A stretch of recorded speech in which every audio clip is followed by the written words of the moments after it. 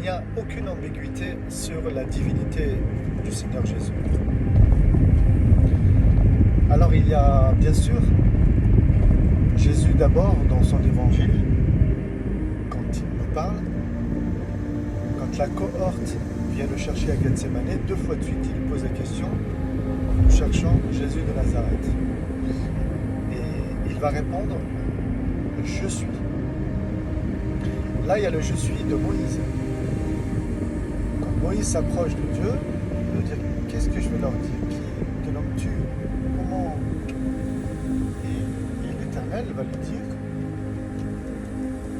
dis, je suis celui qui suis. Bon. Alors évidemment, comment donner un nom à un grand créateur de toutes choses? Donc, l'apôtre Jean, bien sûr, nous apprend que c'est la parole qui a créé toutes choses. Elle s'est faite chair, elle est venue dans l'homme, qui est Jésus. Hein. Et d'ailleurs, et même quand les pharisiens ils lui posent la question, comment dis-tu que tu es plus grand qu'Abraham? Et Jésus va répondre, avant qu'Abraham fût, je suis. Et c'est encore le je suis de Moïse. Il va leur dire, bien sûr, Moïse ne nous a pas donné la manne du ciel, je suis la manne du ciel, je suis le pain de vie, je suis le pain qui vient du ciel. Donc il va leur dire qu'il n'y a personne qui est descendu du ciel, sauf lui. Et il va aussi, à un moment donné, Philippe va lui dire, montre-nous le Père, parce que Jésus parle toujours à travers le Père qui l'a envoyé.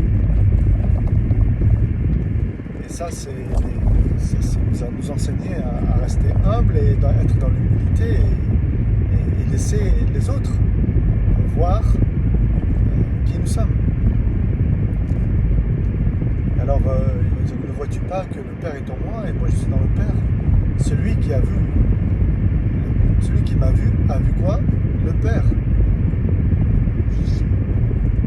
Donc, il y a tellement d'autres exemples qui nous montrent que le Christ, il est Dieu. Il est celui qui a créé toutes choses. Il est ton créateur. Mais Jésus, dans la chair, il est comme nous. D'accord? Dans l'esprit, c'est l'esprit de Dieu. Voilà, sois béni.